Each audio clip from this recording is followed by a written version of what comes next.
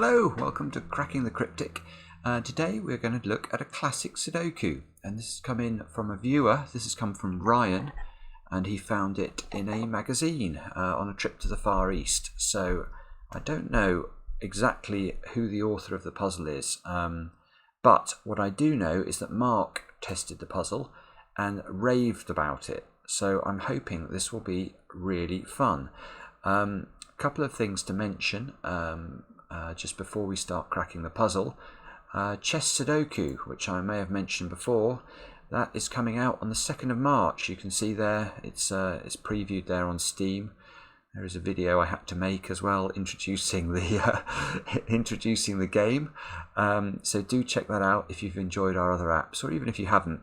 We're quite proud of it. And then for patrons on Patreon, the Patreon video is now live on how to solve this month's reward puzzle. So if you are a $3 subscriber, then thank you, and you can go and watch the video now. It's a good video actually of how to solve a very devious puzzle. Now let's have a look at this. Now if you want to have a go, do click on the link under the video. That will take you to our web page where you should see something exactly like what I'm seeing. And we haven't done a classic Sudoku, or I don't feel I've done a classic Sudoku on the channel for a little while. We've been focusing on variants and a few different other types of puzzles, so it will be nice to get back to plain Sudoku. So threes, look, we can put a 3 straight in the grid.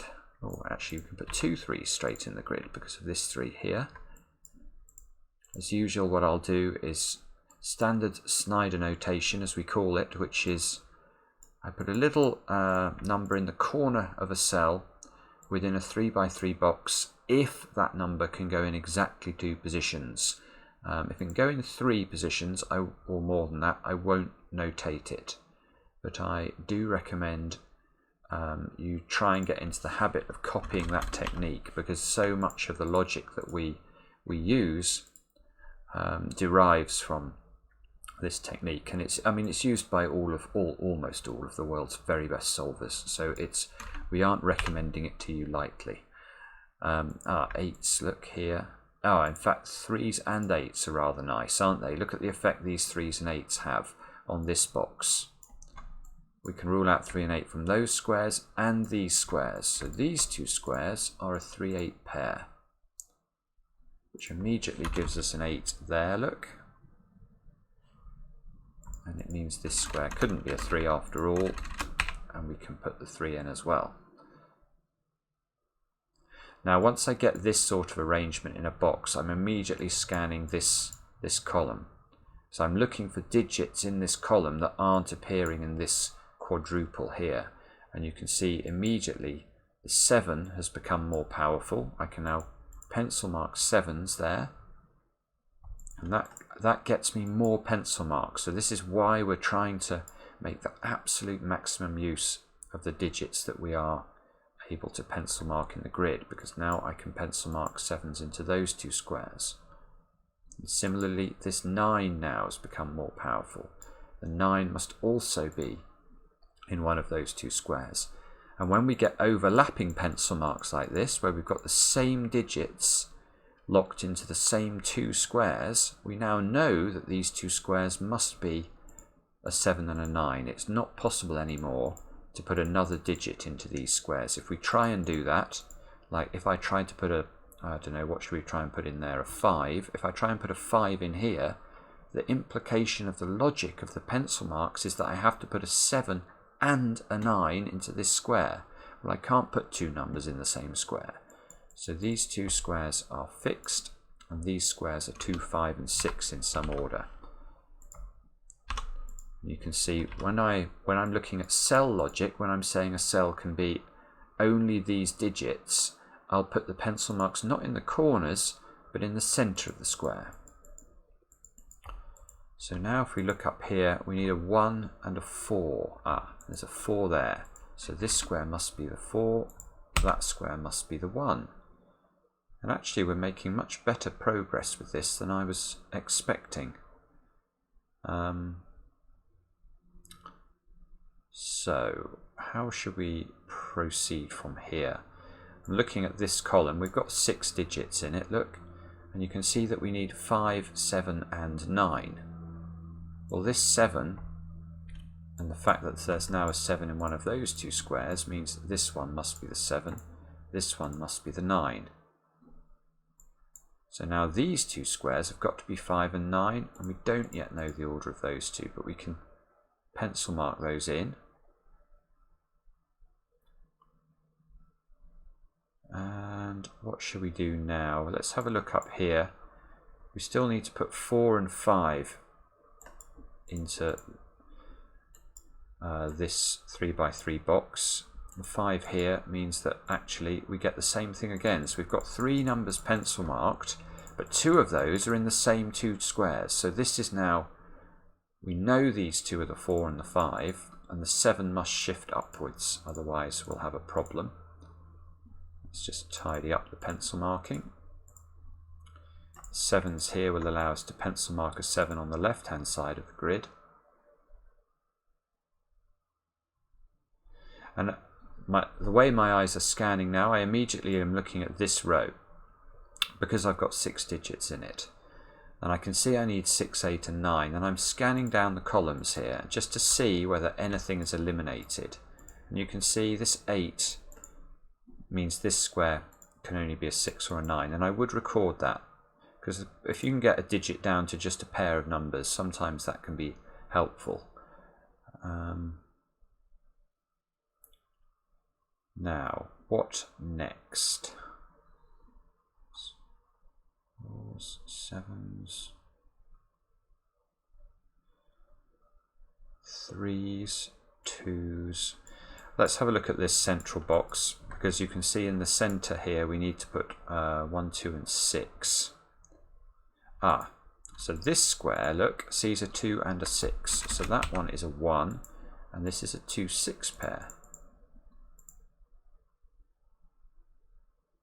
Don't know much about 1s on these edges, do we? So let's have a look at this row now, because we've got 6 digits in this row. So we need 5, 8, 9 this time. So again, I'm looking at this square, these 2 squares, and that square. So that's a right. Now, hang on. I was being a little bit slow, but look at this. This is a very nice pattern we've got here. I should have spotted this more quickly, but we've got the same 6 cells in row 1 and row 6 filled with digits.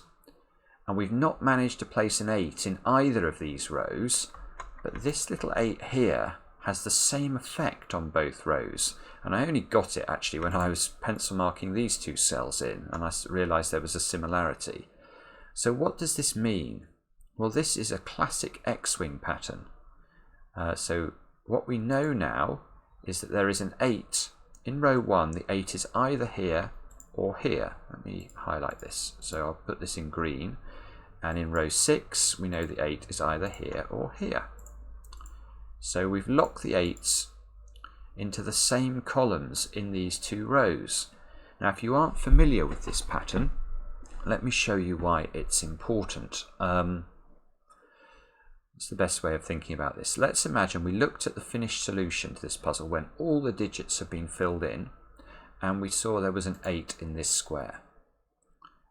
Well, we know for sure that if we saw there was an 8 in this square, we would also see an 8 in this square, because there are only 2 positions in row 6 that could contain an 8, and if it can't go in this square because we're saying there's an 8 here, we know it will go in this square down here.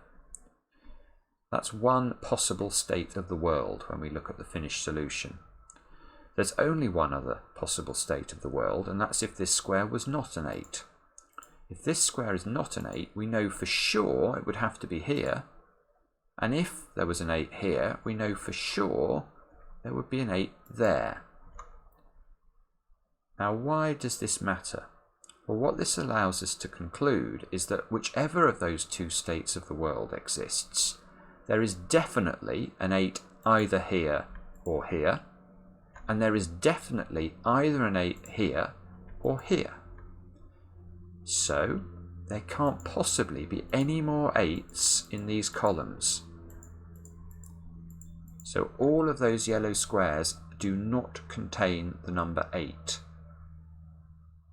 And now let us just stare at the grid and see. Well, oh yes, now this is nice. This is very nice actually. We need to look at this box down here, box 9, and R square and 8 can go.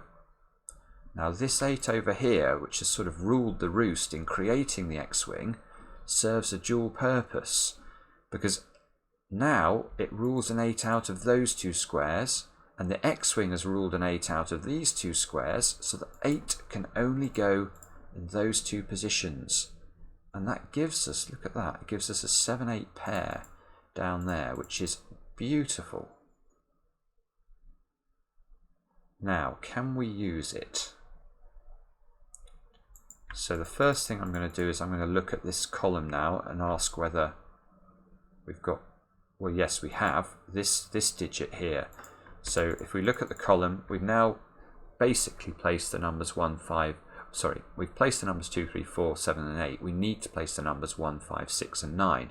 We have a 5, 6 and a 9 here. So this square can only be a 1.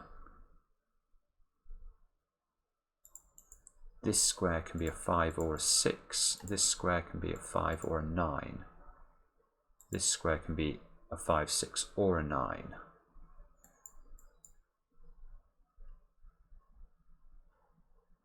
Okay, but I guess this 9 here, look, if we look at the effect that now has on this box, because we can't put a 9 in either of those cells, the 9 is shifted over, and we can pencil mark 9s.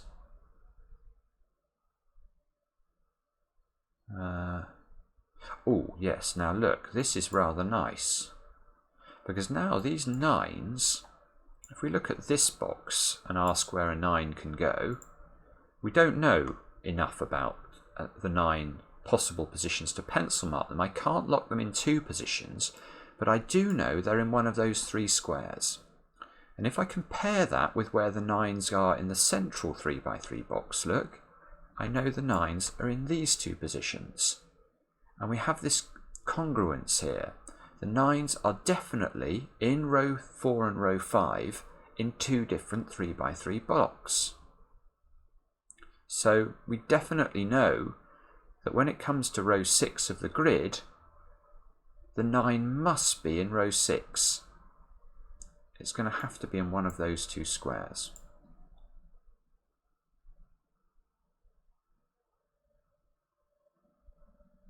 Oh, this is sick.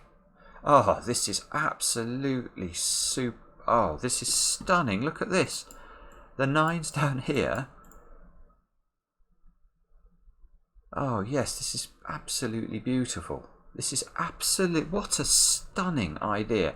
So look, 9's down here. And this 9. Now let's look at it, the effect on this box.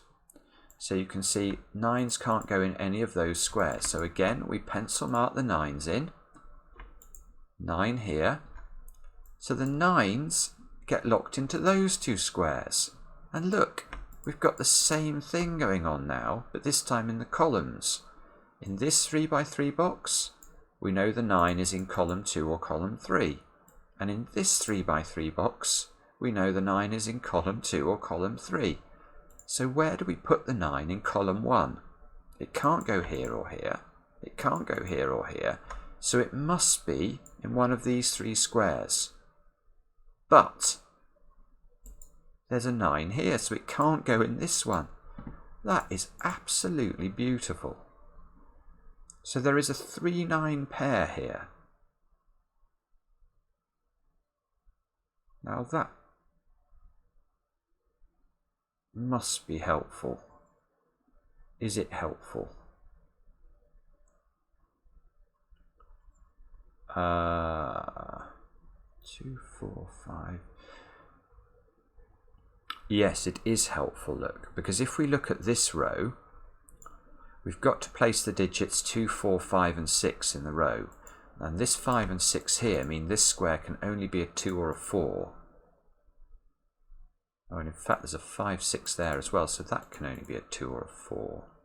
So this can only be a 2 now. And this must be a 5 or a 6. Let's just check this. It's not what I saw before was that once this square can't be a 7, where can a 7 go in column 1? Because this 7 rules a 7 out from those 2 squares. This 7 forces the 7 upwards. So there's a 7 here. Oh, and now the 8 is also restricted in column 1, look. Where can we place an 8 in column 1? Well, we can't put one here or here, so it must go there. Oh, and this is nice now. 8, 8, this is an 8, and now that's one side of our X-wing. So we now know there's no 8 here in row 1, so the 8 must go there, and that also gives us a 9 from our pencil marks. And that gives us a 5 down here and a 9 here. My goodness, this is this is some pattern. This is just absolutely, this is first class. Unbelievable. 6. 6s are now getting all sorted out, look. 6 2s and 5s can all be placed. Now the 5 must go there. If we look down column 3, we need to place 1, 2 and 4. We have a 1 and a 2 here, so this square can only be a 4.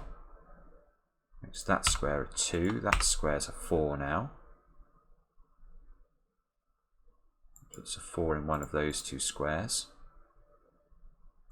These 2 squares must be 2 and 9, and we have the 2 here already, so oops, we can put 2 and 9 in. 9 fixes the 9 and the 3, that fixes the 3 and the 8, that fixes the 8 and the 7. Now these 2 squares have got to be 1 and 7, and there's a 7 here, so we can do that.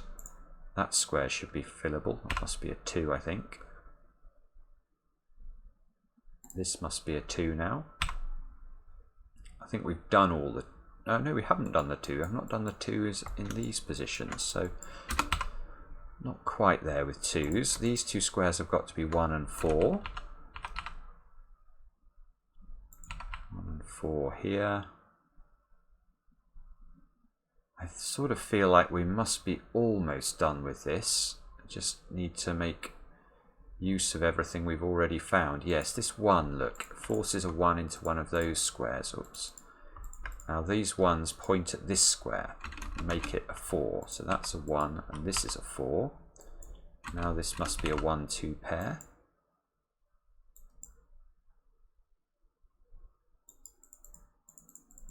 Two pair. Still don't know about this one. This could still be 5, 6 or 9. But where can an 8 go now in this column? These 8s are quite powerful. They rule out 8s from those 2 squares. So the 8's going here, and in placing this 8, I'm displacing pencil marks of 1 and 9. So that's all going to be fruitful. This square here has got to be a 6 now. That fixes the 6 and the 2, which fixes the 2 and the 1. Puts a 1 here. 4 goes here because of this 4 on that side. These 2 squares have got to be 5 and 9. You can see the order. 9, 5, 5, 9. That's how to do the puzzle. What a stunning puzzle. You will not find a better classic Sudoku than that. That was absolutely magnificent. Come back tomorrow for another puzzle where, again, we will try and find something this stunning, but it's going to be difficult.